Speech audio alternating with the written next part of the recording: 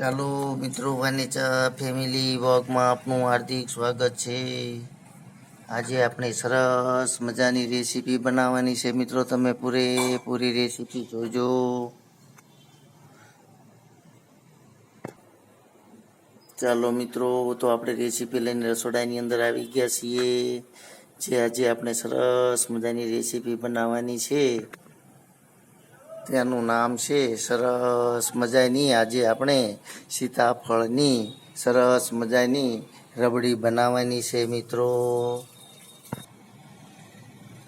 ચાલો મિત્રો, તો તમે પૂરેપૂરી રેસીપી જોવા માટે તૈયાર થઈ જાઓ. આજે સરસ મજાના આપણે તાજા એવા સીતાફળ લાવ્યા છીએ, તો તેની અંદરથી બીજ આપણે કાઢી લઈએ અને ત્યાર પછી સરસ મજાની રબડી આજે આપણે બનાવવાની છે મિત્રો. તમે પૂરેપૂરી રેસીપી જોઈજો અને તમે પણ આવી સરસ મજાની સીતાફળની રબડી બનાવજો.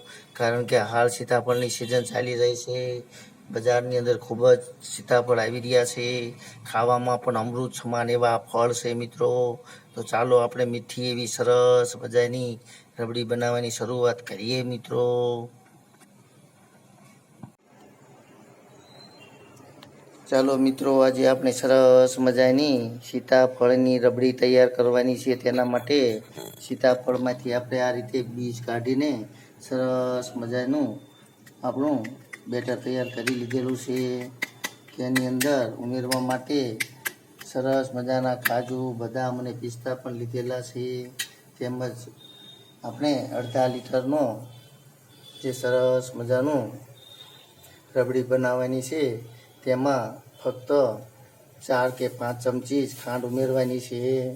જો તમે વધારે ગળ્યું ખાતા હોય તો 4-5 ઉમેરજો, નહીતર ઓછી પણ ઉમેરી શકાય છે મિત્રો, 2 ચમચી કે 3 ચમચી.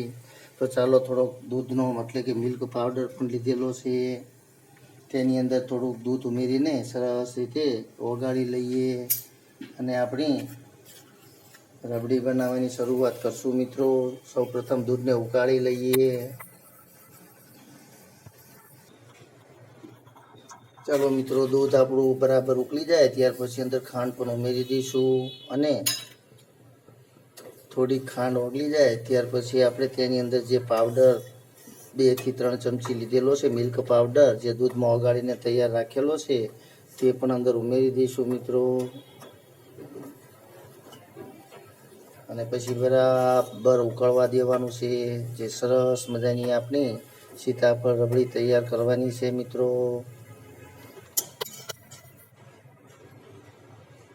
તો ચાલો હવે આપણે 2-3 ચમચી જે મિલ્ક પાવડર દૂધની અંદર ઓગાળેલો હતો તે પણ અંદર ઉમેરી દઈશું.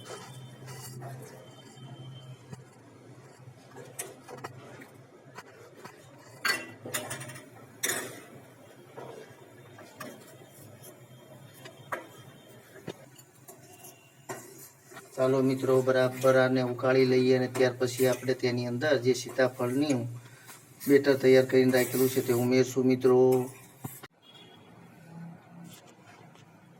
ચાલો મિત્રો, આપણું સરસ મજાનું દૂધ ઉકાળેલું ઠંડુ પડી ગયું છે. તો તેની અંદર આપણે જે સીતાફળની અંદરથી જે સરસ મજાનો માવો તૈયાર કરીને કાઢેલો છે તે અંદર ઉમેરી દઈશું મિત્રો.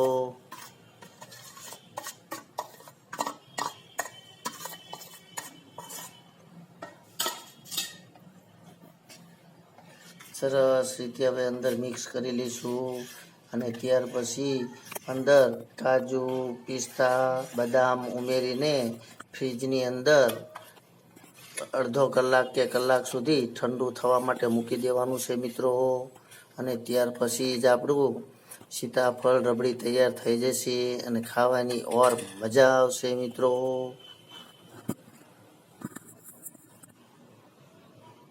તો ચાલો હવે તેને આપણે થોડીક વાર સુધી ફ્રીજની અંદર 1 કલાક સુધી ઠંડુ કરવા માટે મૂકી દઈશું મિત્રો.